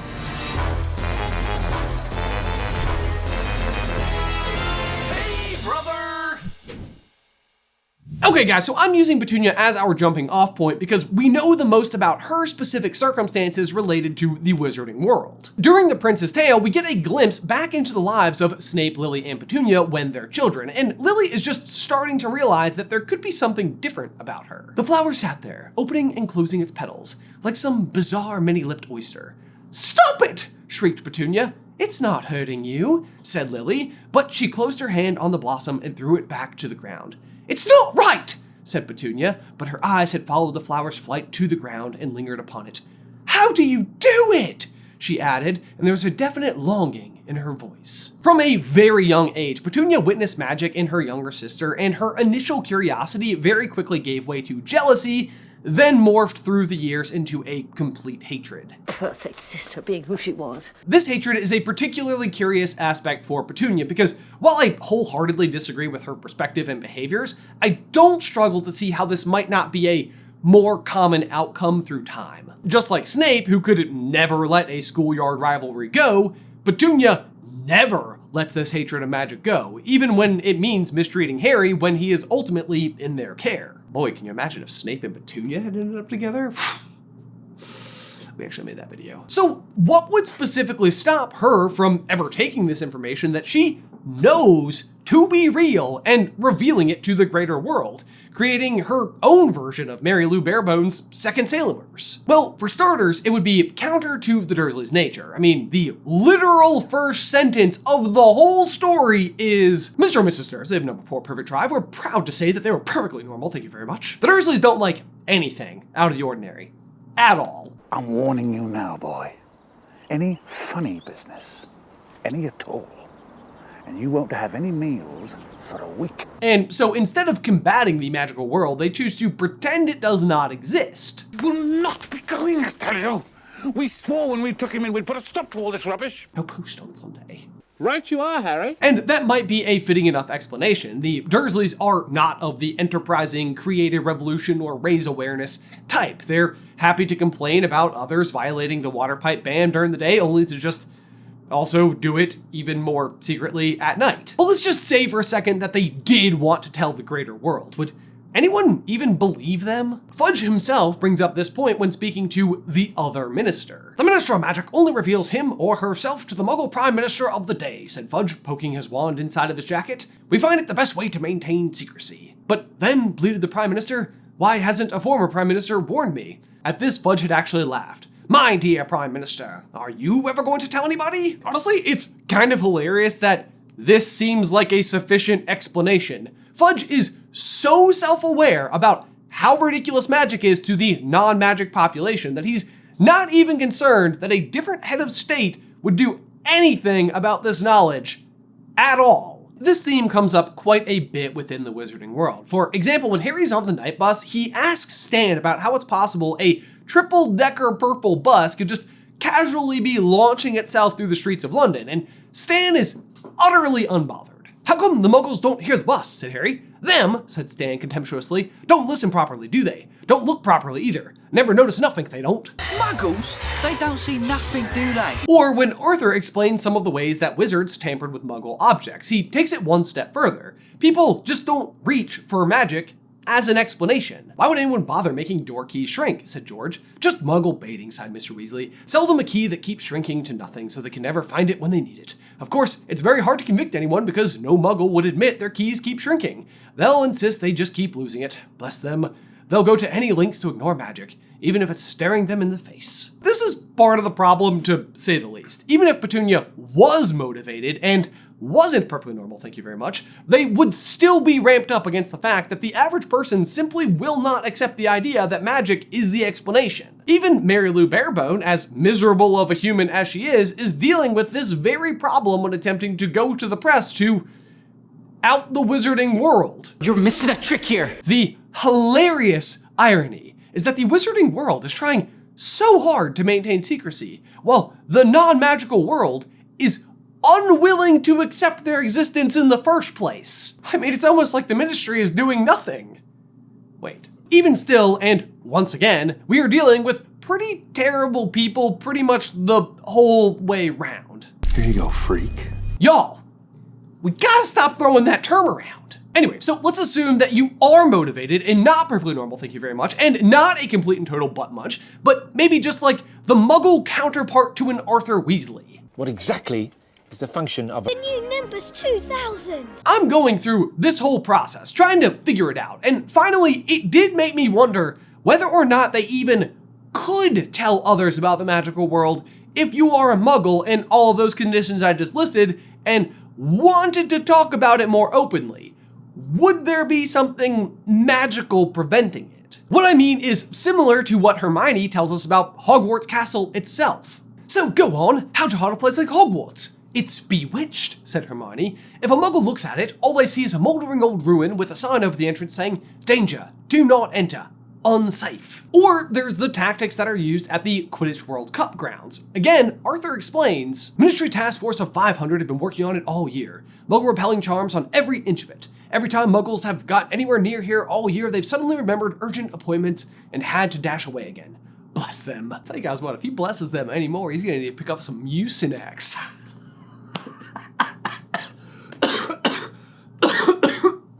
Yeah, I mean, do you get it? Like bless you, sneezing, you get it.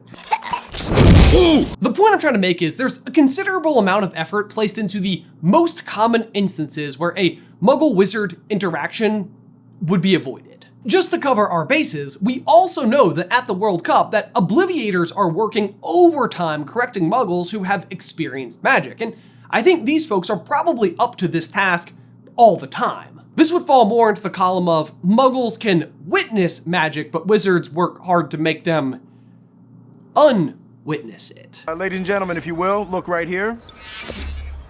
The big question I'm trying to answer is, can they be told about magic? Because this idea that information can't be shared really isn't all that hard to understand, because within the wizarding world, there exists the all-too-important Fidelius charm, an immensely complex spell involving the magical concealment of a secret inside a single living soul. The information is hidden inside the chosen person, or secret keeper, and is henceforth impossible to find, unless of course the secret keeper chooses to divulge it. Now, it says single secret, and the primary application we have of the spell has a lot to do with the knowledge of locations, like the Potter's house or number 12 Grimmauld Place, but I've never felt that it was limited to that. Take, for example, the Sorting Hat. Ron is the 6th Weasley child to attend Hogwarts. Both of his parents are pure-blood wizards that would date back for generations. And he doesn't know how the sorting works.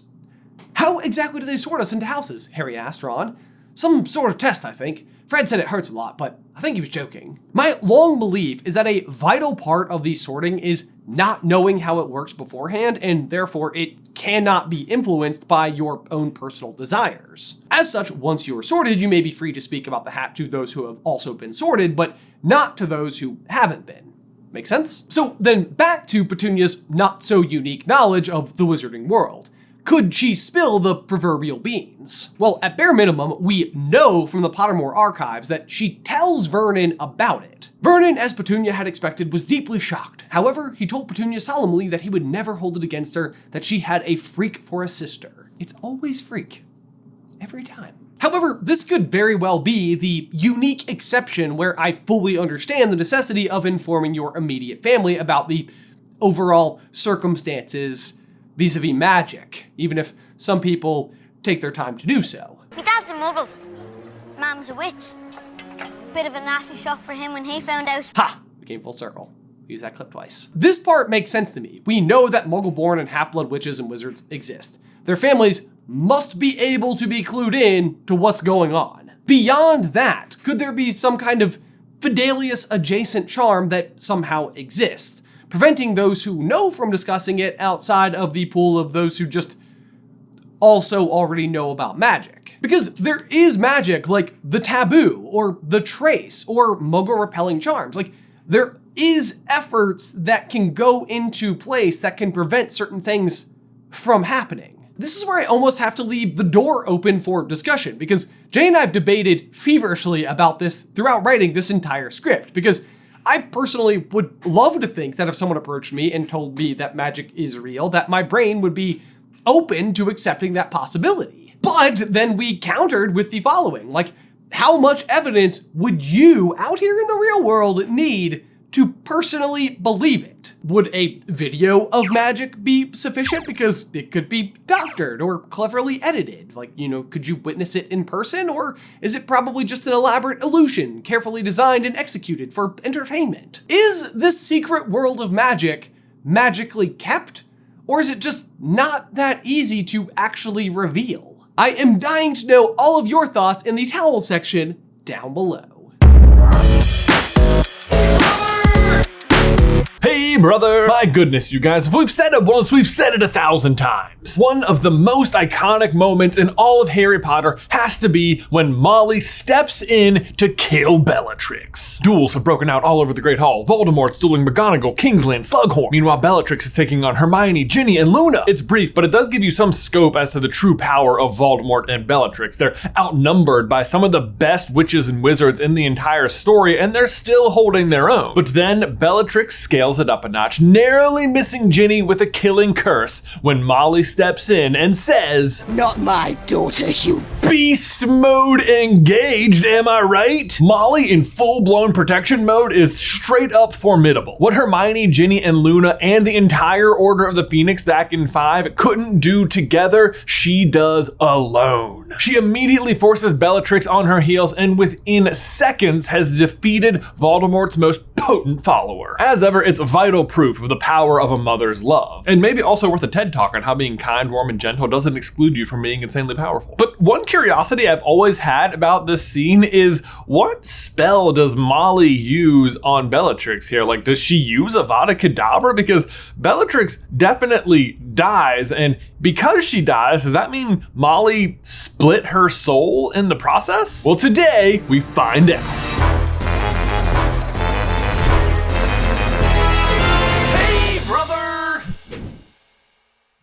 Okay, so the two big questions we're trying to answer today are, did Molly split her soul when she killed Bellatrix, and what spell did she use to do it? The obvious choice for which spell she kills with is Avada Kedavra, the killing curse. Avada Kedavra! But I have to tell you, I really doubt it. At no point in any of the books does anyone in the Order of the Phoenix ever use Avada Kedavra. Avada Kedavra. Except for that one time. Harry himself does use the other two unforgivable curses at different points in the story, but even in the final duel against Voldemort, he relies on old trustworthy Expelliarmus. But could Molly defending Ginny be the exception to this rule? I mean, the book does say each woman is aiming to kill. Molly Weasley's wand slashed and twirled, and Bellatrix Lestrange's smile faltered and became a snarl. Jets of light flew from both wands. The floor around the witch's feet became hot and cracked. Both women were fighting to kill. So there's that. Then in the movie, Molly's spells, if you look closely, are actually tinted green, the color of Avada Kedavra. And back in the book, when Bellatrix does finally go down, she crumples in a way that is very consistent with the killing curse. For the tiniest space of time, she knew what had happened. And then she toppled, and the watching crowd roared, and Voldemort screamed. Of course, in the movie, they opt for the way more satisfying explosion-style death.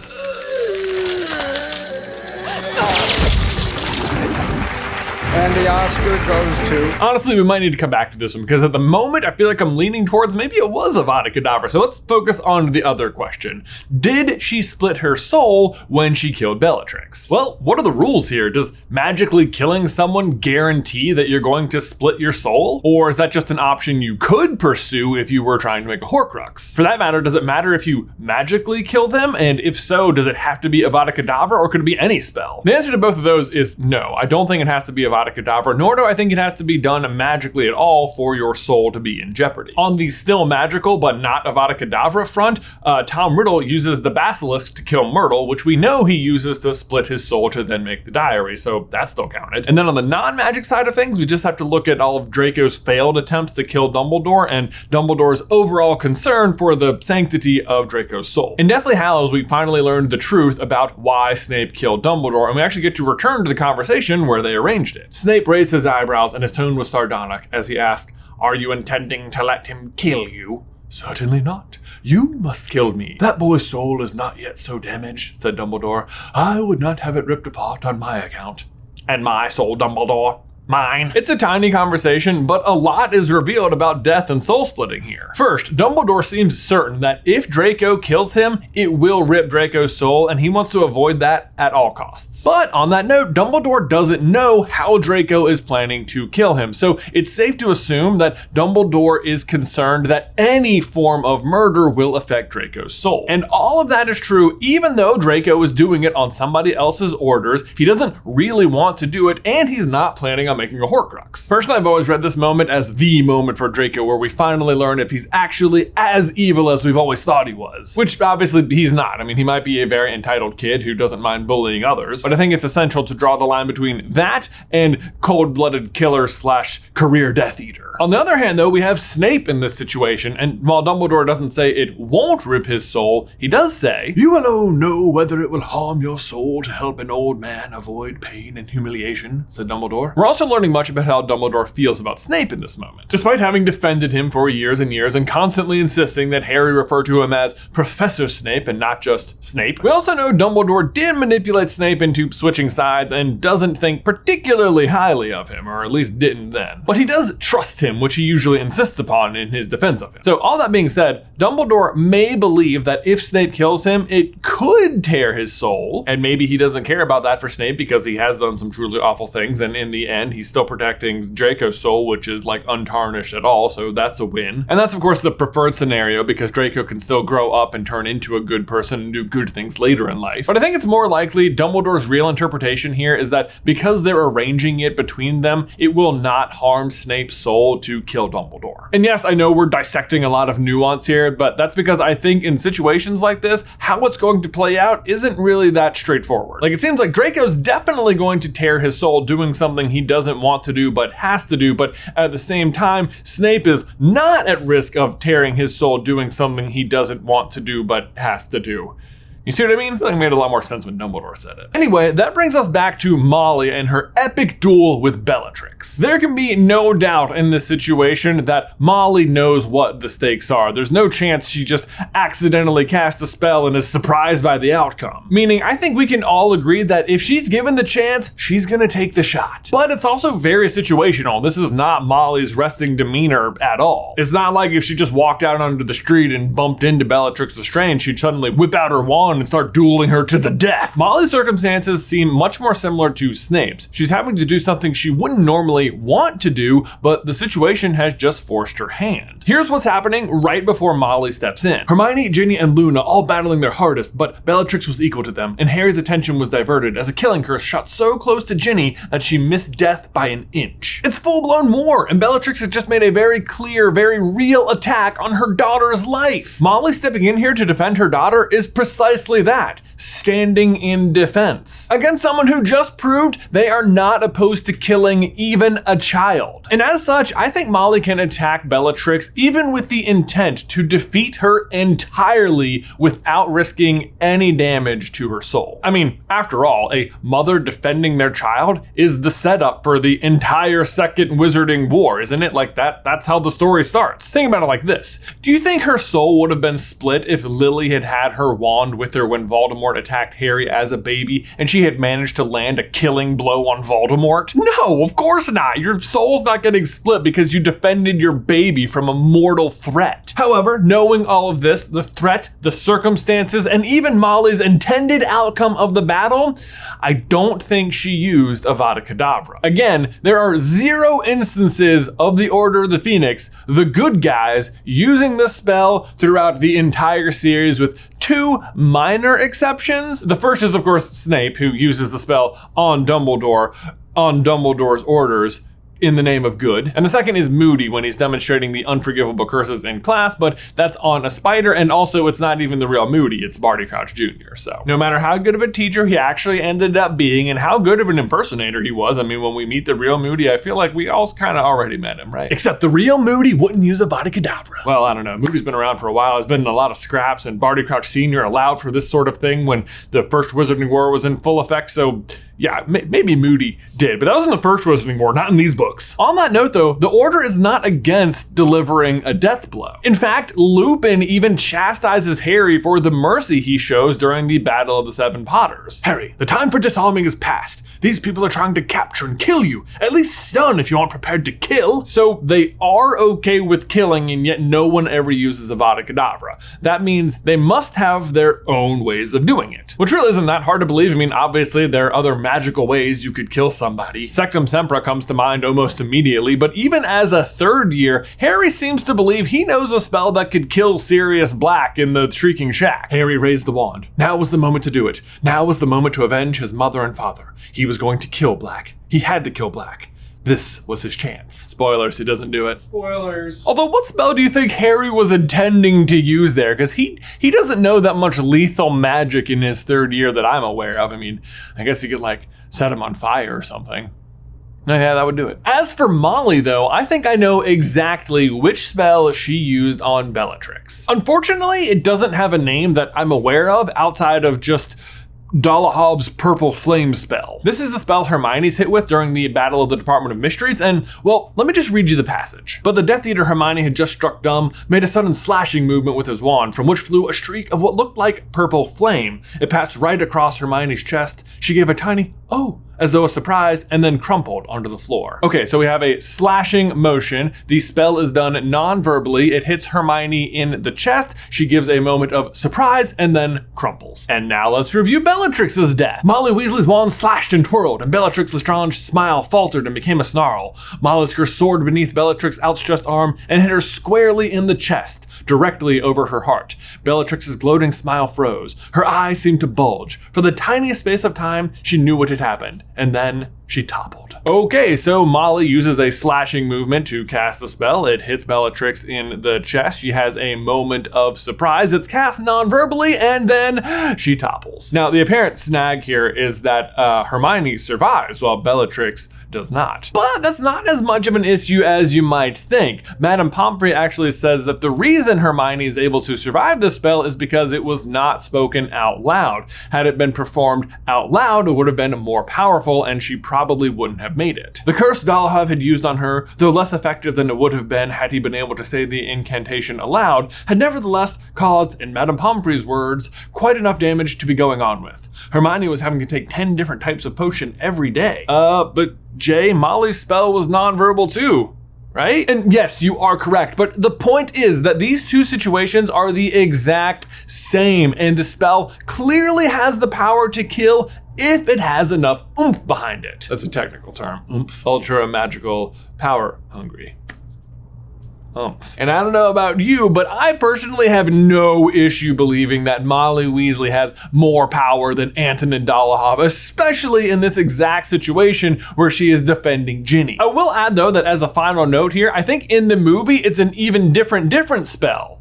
Reducto, which in some ways I kind of love even more, because in the movies they sort of established Ginny as this like accomplished user of the Reducto spell. Reducto, as you can probably tell, is a spell that blasts solid objects into pieces. Reducto! And Ginny's prowess with this spell actually really isn't present in the books at all. She only casts it one time. But I love that in the movies they use it over and over to demonstrate just how powerful Ginny really is. And Bellatrix exploding is very in keeping with how this spell has been portrayed to us, the viewers, which makes it a very nice payoff for why Ginny is so good at this spell. It's because she gets it from her mother, who uses that very spell to defeat Bellatrix, who was attacking Ginny. But there you go, guys. That, I think, is the actual spell Molly used in the books to defeat Bellatrix, and the spell she used in the movies to defeat Bellatrix, and why she was able to do it without splitting her soul. I hope that clears up any questions you might have had about this particular scene. Hey, brother! Boy, howdy, do we have a good one for y'all today. Jay and I here at Super Carlin Brothers have long believed that if there was one character that we needed so much more of, it's Barty Crouch Jr. Barty Crouch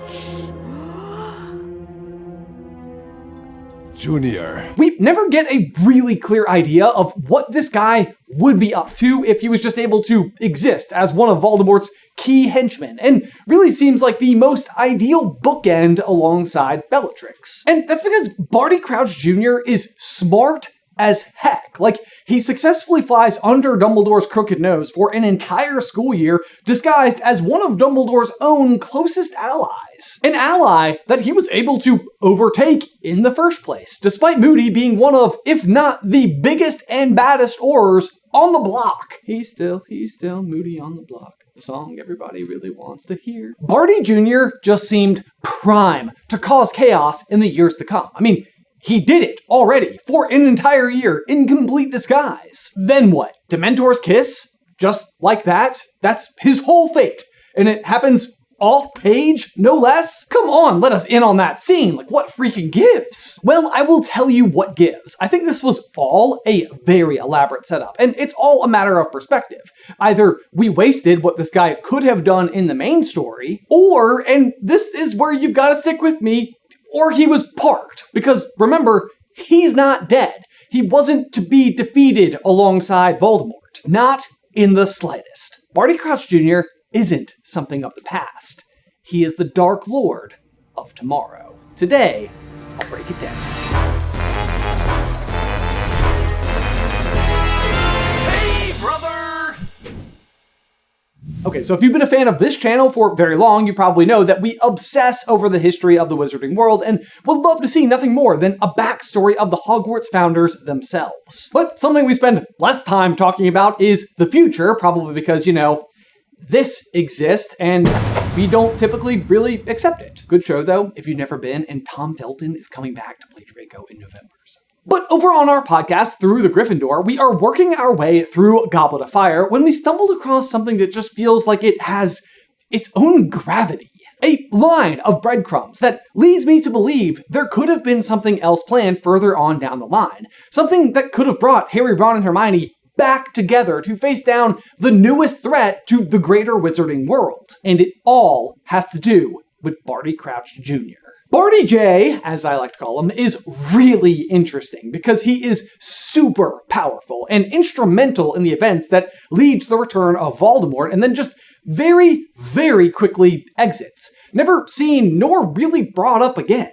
And yet, he doesn't really die either. At the end of Goblet of Fire, one of the Dementors finds him and performs the Dementor's kiss, sucking out his soul and leaving him as an empty husk. A fate, according to Lupin, that is much worse than death. Much worse than that. You can exist without your soul, you know, as long as your brain and your heart are still working.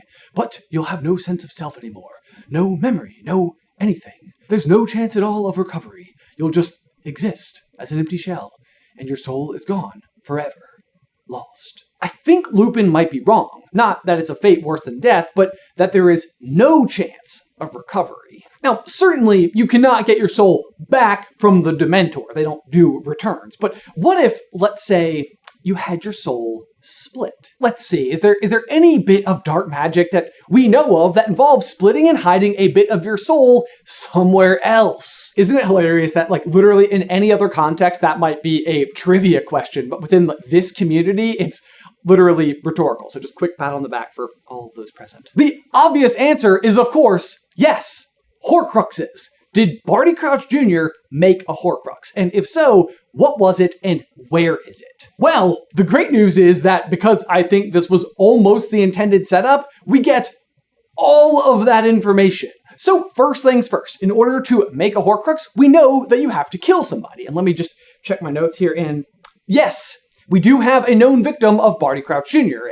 one Mr. Barty Crouch Sr., a fact that he is very proud of. The Dark Lord and I, said Moody, and he looked completely insane now, towering over Harry, leering down at him, have much in common. Both of us, for instance, had very disappointing fathers. Very disappointing indeed. Both of us suffered the indignity, Harry, of being named after those fathers. And both of us had the pleasure, the very great pleasure, of killing our fathers to ensure the continued rise of the Dark Order. Never really call it the Dark Order ever again, do they? Isn't even that paragraph suddenly more telling, listing out all of the similarities of Voldemort and Barty Crouch, as if he's being set up to be the next Dark Lord later on? Indeed. But the important thing is the only person we know him to have killed is his father. So, if he made a Horcrux, he had to do it pretty quickly and use only what he had on him at the time. And I'd say that there are two pretty fairly important artifacts on him at the time. The Marauder's Map or Moody's Eye. And let me just say, I don't think it's the map. It's the eye. The very symbol, trophy even, of his most evil act. A page right out of Big V's book. And he's not done reading from that book. Let me assure you. Here's where the breadcrumbs come in. For one, the day after Harry encounters Barty Sr. in the woods, Moody / Barty Crouch Jr. looks exhausted. When the bell finally rang, they hurried out into the corridors toward the dark arts classroom and found Professor Moody leaving it. He looked as tired as they felt. The eyelid of his normal eye was drooping, giving his face an even more lopsided appearance than usual. The in-universe explanation is that he was up all night looking for Barty Crouch Sr. This works great because we, the reader, are still under the illusion that this is just the real Moody. The thing is, Barty J knows there is no one to find. He's already killed his father. Why is he so exhausted? Because he spent the night creating a Horcrux following what very well may have been his first ever kill. First, because we know that Barty J was a Death Eater, but he was caught as a very young boy for torturing the Longbottoms, and then basically imprisoned either in Azkaban or under his father, all the way up until pretty much right now. And also, note what he does with the body of his father in order to hide it. When everyone was gone, I transfigured my father's body. He became a bone. I buried it, while wearing the invisibility cloak in the freshly dug earth in front of Hagrid's cabin. I always thought this inclusion and the fact that he turned him into a bone was so random. Like, of all things, that's what you turned him into? And who cares if it's freshly dug earth? Can't you just dig a hole with magic in, like, seconds? Isn't that part of why it's so significant that Harry digs Dobby's grave later on? Well, remember how I said he wasn't done reading from Voldemort's book? Well, this is more of it, because as we will learn in a few chapters, Voldemort is concocting a potion to resurrect his body, which includes 3 key ingredients: flesh of the servant, blood of the enemy, and bone of the father unknowingly given. Barty Crouch Jr. is one of 3 people, including Voldemort, in on this plan. He knows the ingredients. His job the whole year is to procure the blood of the enemy. That's the point of the whole book. Barty J is setting for himself the same failsafes Voldemort is about to use. That's why he turns his father into a bone, in case he ever needs to regenerate his body, which he would only need to do if he already made a Horcrux. Boom! As for burying it in front of Hagrid's house, that's not a matter of convenience. It's so that we, the readers, know exactly where the bone is, so that it can be called upon later. And it only gets better, because then as we speed forward to the Order of the Phoenix, we get another really interesting piece of information about Moody's eye. We're not discussing anything here. It's too risky, said Moody, turning his normal eye on Harry. His magical eye remained pointing up at the ceiling. He added angrily, putting a hand up to his magical eye. It keeps sticking, ever since that scum wore it. And with a nasty squelching sound, more like a plunger being pulled from a sink, he popped out his eye. Okay, for clarity, he doesn't say but we're family friendly in these parts, okay? And this is a callback, obviously, to the fact that Moody was held prisoner and someone impersonated him for an entire year. But also, it's not like the eye was existing anywhere unusual. It was in his own polyjuiced face. The disruption to its efficacy isn't someone else wearing it, it's something else in it, namely a piece of soul. Then from there, it just continues. If we fast forward again to the Battle of the Seven Potters, we of course know that the Death Eaters assume that the real Harry would be traveling with the toughest of the lot, Moody, and he is attacked and killed.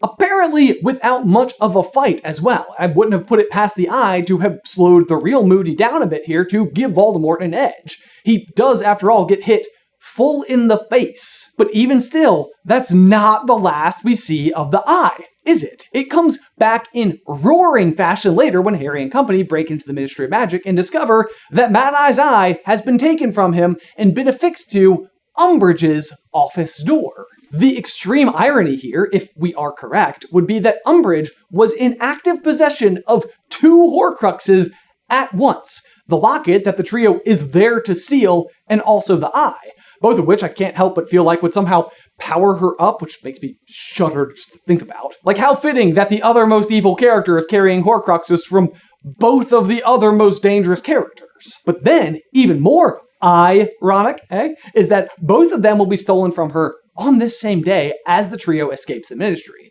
But they don't get to go back to Grimmauld Place like they want to, do they? No. They get caught and have to find a new hiding place. The first place Hermione can think of. In the woods, where they had the Quidditch World Cup, said Hermione. I wanted somewhere enclosed, undercover, and this was the first place you thought of, Harry finished her, glancing around at the apparently deserted glade. Hermione is thinking on her feet here, but you know who else is really good at thinking on their feet? Barty Crouch Jr. And you know what's really unique about the woods of the Quidditch World Cup as it pertains to Barty Crouch Jr.? More murder! Yeah, it's where he breaks free and casts the Dark Mark. Maybe it's not Hermione picking this place at random. Maybe it's Hermione being influenced to this place in particular. It's not even where they set up their tents back at the Quidditch World Cup. It's in the clearing in the woods where they were after the match. But she broke off abruptly and looked over her shoulder. Harry and Ron looked quickly around too. It sounded as though someone was staggering towards their clearing. It's literally where they were when they first heard him cast the Dark Mark, because that's who's staggering towards them. And then, what happens the next morning at this particular location? Early next morning, before the other two were awake, Harry left the tent to search the woods around them for the oldest, most gnarled and resilient-looking tree he could find. There, in its shadow, he buried Mad-Eye Moody's eye and marked the spot by gouging a small cross in the bark with his wand. So, what we are left with is the incredibly cunning Barty Crouch Jr., who just a month before receiving the Dementor's kiss, commits his first ever kill on who? His own father. He turns him into a bone to regenerate, if needed, just like his master, because he just made a Horcrux. Moody can't seem to get his eye right, after Barty J used it for an entire year, because it has a piece of soul in it. Then, Moody's eye, aka Barty Crouch Jr.'s soul, ends up getting buried exactly where Harry first encountered the character. While the man himself is left a soulless husk who can't die, it's simply too perfect, you guys. We are given the locations of every piece in play for this to happen. It feels so much like he was being set up to be a new Dark Lord in the future. But then that never panned out, and the plot was left abandoned on the cutting room floor. I can't even tell you how, as we were writing this and talking about it with like everybody here at the office, how it just felt like it kept fitting together better and better. There was so much left, so much opportunity to potentially bring back this huge, big, bad villain with like the Crouch heritage, the 12 OWLs. There's so much that he could have done. He would have been so powerful, so deadly, so maniacal. Gosh, and to make it even darker, Harry might be the only living person who knows where all of the pieces are, which means Harry himself might be the reason that he has to come back in the first place. Oh my gosh, and if you want to make it even crazier, just think about this. We have the bone of the father. The blood of the enemy is, of course, going to be Harry, and flesh of the servant. Who could that possibly be other than Winky? She never gives up on him. She would totally do it. Oh no. I can just see the trailer for it now. Guys, what are your thoughts? Let me know in the towel section down below. By the way, I don't think there is anybody who could play older Barty Crouch Jr. better than Andrew Scott. If you don't believe me, just go watch the BBC Sherlock series. It is amazing. But guys, as always, thank you so much for tuning into today's episode. Be sure to like this video if you haven't already and subscribe so you don't miss any future Harry Potter action from us. If you'd like to see us explain the origins of Moody's eye and how it became so powerful, you can do so right over here. But otherwise, until next time, bye! And don't forget to eat cheese.